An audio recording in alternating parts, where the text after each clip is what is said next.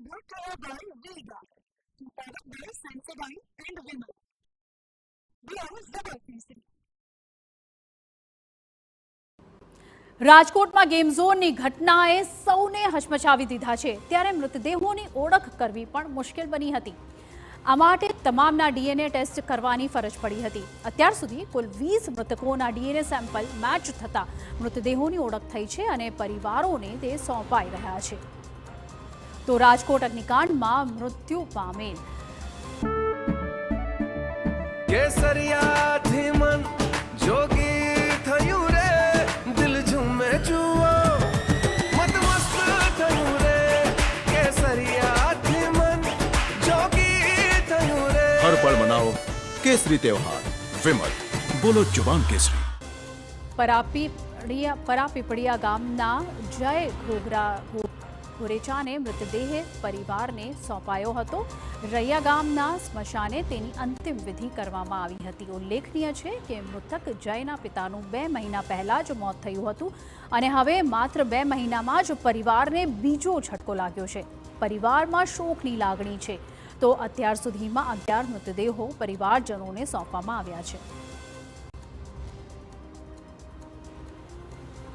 Rajkot game zone અગ્નિકાંડ બાદ રાજનીતિ પણ શરૂ થઈ ગઈ છે. રાજકોટ લોકસભા બેઠકથી કોંગ્રેસ ઉમેદવાર અને પૂર્વ કોંગ્રેસ ધારાસભ્ય પરેશ ધાનાણીએ તંત્ર સામે ગંભીર આક્ષેપ કર્યા છે, જેમાં ગુમ થયેલા વ્યક્તિઓના આંકડામાં વિસંગતતાથી લઈ બોડી અને પોસ્ટમોર્ટમ અંગેની વિગતોને લઈ કોંગ્રેસે તંત્રને ઘેર્યા છે. સાથે ધાનાણીએ કેટલાક પરિવારોના મૃતદેહ અને અવશેષો નથી મળ્યા તે અંગે પણ ચિંતા વ્યક્ત કરી છે.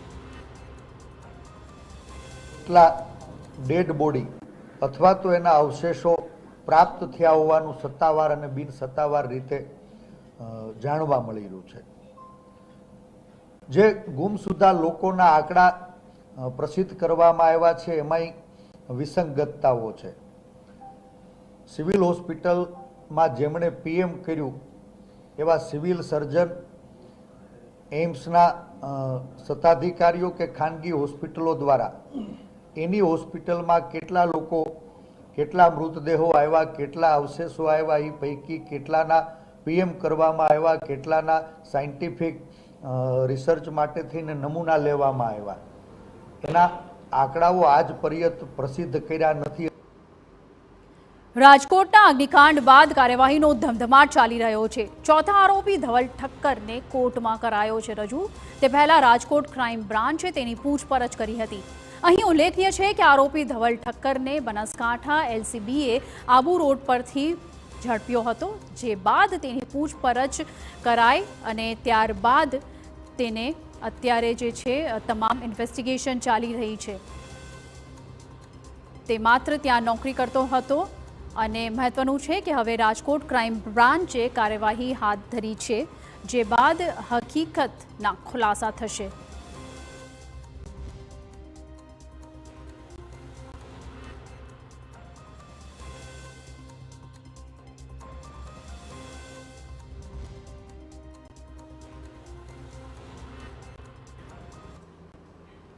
તો આ સમગ્ર મામલે અમારા સંવાદદાતા જિગ્નેશ પટેલ આપણી સાથે લાઈવ જોડાઈ રહ્યા છે. જે જિગ્નેશ, આ સમગ્ર અત્યારે જે ચિતાર આપણે જોઈ રહ્યા છીએ ખૂબ જ કોમ્પ્લિકેટેડ થઈ રહ્યો છે કેસ, કારણ કે એક તરફ ડીએનએ થઈ અને રિપોર્ટ સામે આવી રહી છે, પરિવારને મૃતદેહો તો સોંપાઈ રહ્યા છે, પણ આ આખા મામલે અત્યાર સુધી કેટલા લોકોને સસ્પેન્ડ કરાયા છે અને હાલ ઇન્વેસ્ટિગેશન કઈ તરફ આગળ વધી રહી છે?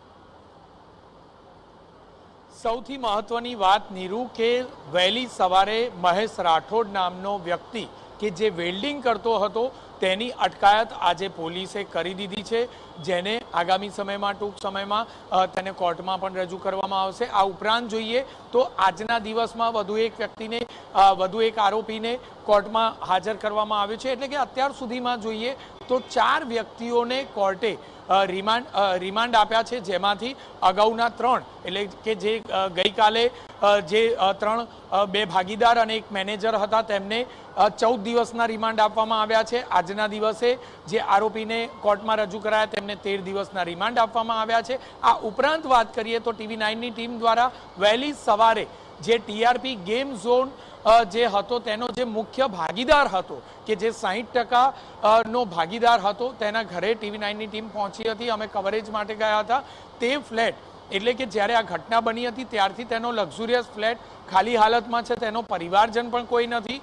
જો આ વ્યક્તિ ત્યાં રહેતા હોય તો તેના પરિવારજનોએ આખરે શા માટે ભાગવું પડે તે સૌથી મહત્વનો પ્રશ્ન છે. કારણ કે જે રીતે સમગ્ર ઘટના બની હતી તે ઘટના બાદ પરિવારજન કે કોઈ પણ પ્રકારના સ્વજન ત્યાં હાજર જોવા મળ્યા નથી. અને આ ઉપરાંત જોઈએ તો જે વારંવાર જે કોંગ્રેસ દ્વારા જે અત્યાર સુધીમાં માંગણી કરવામાં આવી છે તે માંગણી આજે પણ પરેશ ધાનાણીએ કરી છે કે હવે કમસે કમ મૃતદેહ ના આપો તો કંઈ નહીં, અમે તે બાબતે પણ નથી કહેતા, પરંતુ કમસે કમ અવશેષો અસ્થિઓ આપી દો કે જેથી કરીને જે તે પરિવારો અસ્થિનું વિસર્જન કરી શકે અને અસ્થિનું વિસર્જન કરી અને તેઓ પોતાની હૈયાધારણા વ્યક્ત કરી શકે તે પ્રકારની માંગણી આજે કોંગ્રેસે કરી છે. જે બિલકુલ જિગ્નેશ, તો અહીં પરેશ ધાનાણીએ મહત્વનું ખૂબ જ બની રહેલું છે કે જે પરિવારોને અત્યારે પણ તેમના વાલ સોયાના મૃતદેહ નથી મળ્યા, તેમના અવશેષો નથી મળ્યા, છેલ્લા 3 દિવસથી તેઓ રાહ જોઈ રહ્યા છે અને આશા રાખી રહ્યા છે કે જલ્દી જ તેમના અવશેષો તેમના પરિવારજનોને મળી જાય. તો આ તમામ મુદ્દે અત્યારે તપાસનો ધમધમાટ તેજ થઈ રહ્યો છે. જો કે રાજકારણ પણ થઈ રહ્યું છે અહીં, પણ હવે જોઈ રહ્યું કે આખરે આ તમામ મુદ્દે ઇન્વેસ્ટિગેશન કઈ તરફ આગળ વધે છે.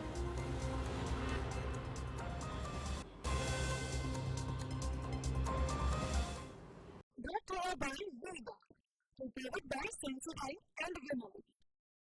They are Zubir Kirsi.